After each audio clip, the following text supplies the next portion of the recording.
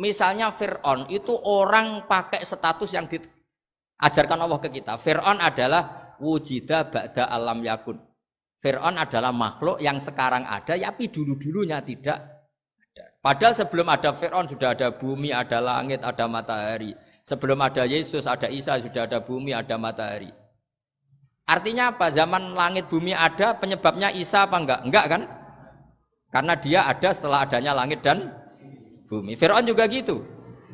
Yesus juga gitu, semuanya begitu. Makanya Allah mengajari kita apa? Hal ata alal insani hinum minad dahri lam yakun syai'am madhkura.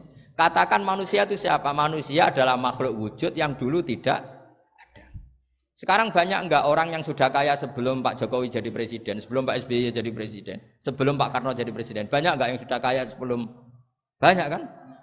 Artinya yang mengkayakan itu presiden Pak Allah.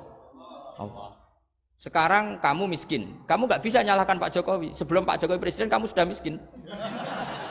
Ya, artinya yang memiskinkan itu presiden apa takdir? Takdir. Makanya wa anna ila rabbikal muntaha wa annahu adhaka wa abka wa annahu amata wa ahya wa annahu khalaqaz zawjaini dzakara wal unsa. Jadi kita miskin ya karena kehendak Allah, kita kaya kan semua itu karena Allah. Tapi kita terjebak hukum modern. Nak presiden iki sejahtera, anak iki ora.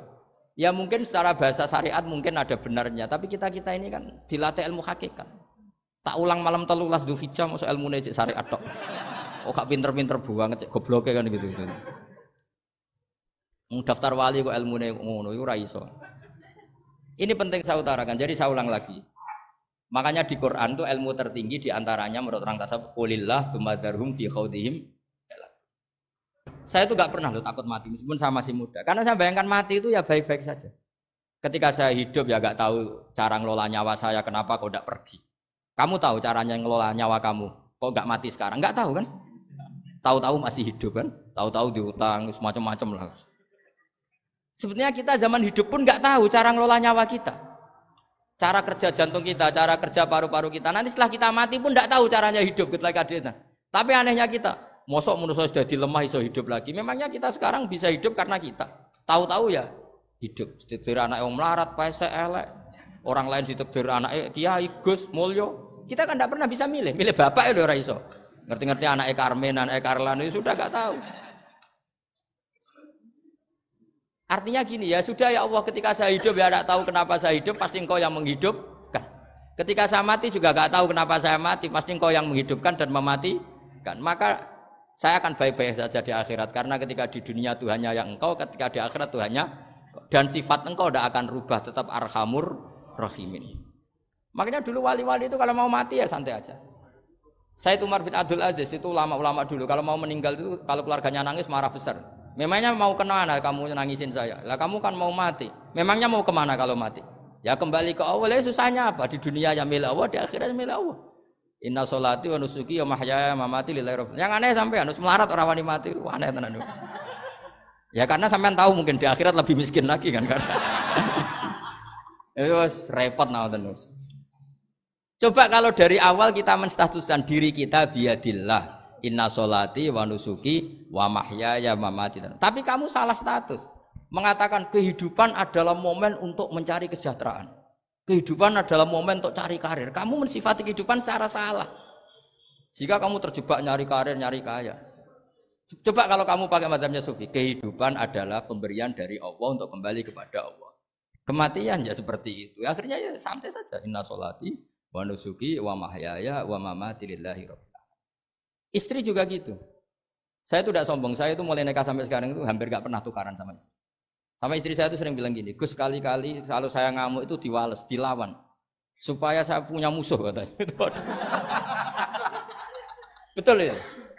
Ya saya bilang gini, Allah itu maha baik sama saya. Ketika harmonis, ganjaran saya ya lewat harmonis itu. Sehingga saya ngasih uang, menyenangkan Anda. Ketika Anda marah, ganjaran saya lewat sabar. Ya sudah itu semuanya baik. Kalau kamu marah, saya tidak dapat pahala.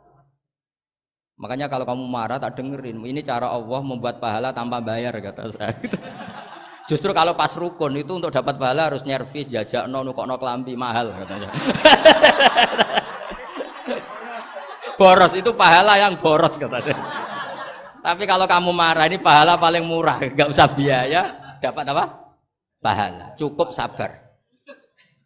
Lu itu kalau terlatih lama-lama dapat ya biasa saja. Ulama dulu seperti itu semua. Imam Syafi'i itu pernah ada orang baik sekali sama beliau. Orangnya itu munafik padahal. Tapi kalau setelah keluar dari Imam Syafi'i dia memaki-maki Imam Syafi'i. Suatu saat beliau dikasih tahu, orang yang tadi muji-muji jenengan itu di luar maki-maki jenengan. Imam Syafi'i itu guyu. Guyu sebenarnya bukan alhamdulillah. Muridnya kan janggal. Ini dikasih tahu gitu.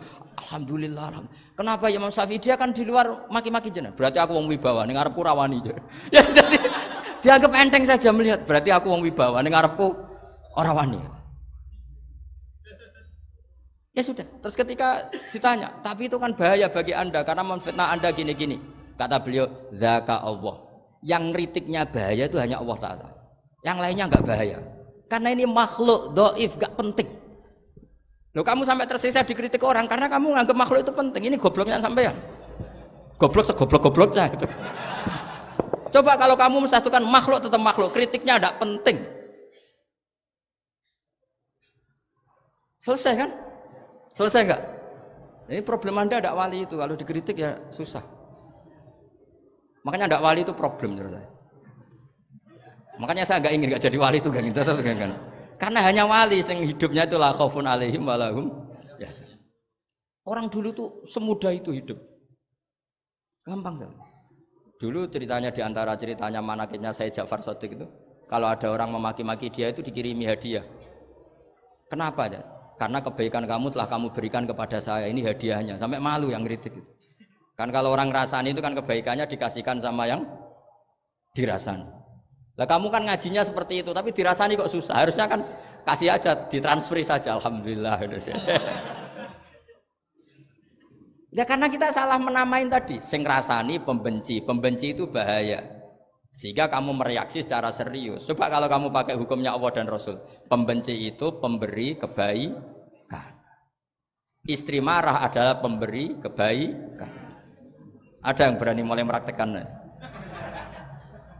Latih begitu terus. Insya Allah nanti hidup kamu barokah. Itu disebut wa'allama adamal asma. Dan itu yang diajarkan Rasulullah. Rasulullah itu kalau ngajarkan hidup itu gampang sekali. Allahumma ja'alil hayata ziyadatan li fi kulli khairin wal mauta rohatan li min kulli syarrin. Jadi kalau kita hidup anggap saja peluang untuk nambah kebaikan. Kalau kita mati anggap saja akhir dari semua potensi kejahatan kita. Anda sekarang mungkin tidak zina, tapi potensi zina. Anda sekarang tidak korupsi, potensi korupsi. Anda sekarang tidak selingkuh, tetap potensi selingkuh. Nah, Anda saja kalau mati, berarti akhir dari segala potensi itu. Alhamdulillah. Makanya saya tuh nggak pernah takut mati. Karena saya misalnya setiap saat mati, ya saya nanti akan bilang, ya Allah, ini sudah mau mati, berarti mau akhir dari segala potensi keburukan saya. Alhamdulillah. Makanya itu ulama-ulama dulu kalau ada preman mati, saya guys. Tonggone ra gelem muni saya. Waduh preman kurang ajar. Saya nggih, tonggone tetep ra gelem muni saya. Padahal kiai ini muni, saya nggih pun mati pun mboten saged macam-macam niki pasti.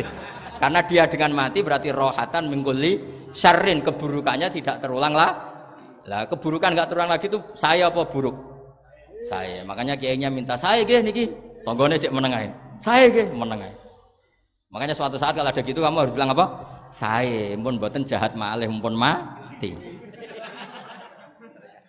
Jadi kayak apa coba? Coba sekali-kali statuskan kalau al-hayat adalah ziyadatan lana fi kulli khairin. Al-maut adalah rohatan lana min kulli syarrin. Sehingga kita hidup ya happy, mati juga happy, gak masalah.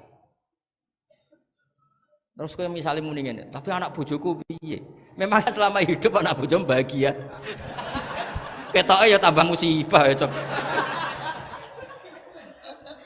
Malah sombong lagi kamu, seakan-akan kamu Tuhan yang bisa mensejahterakan manusia. Wong isih urip kok bojomu wis ndonga muga-muga nang mati malah.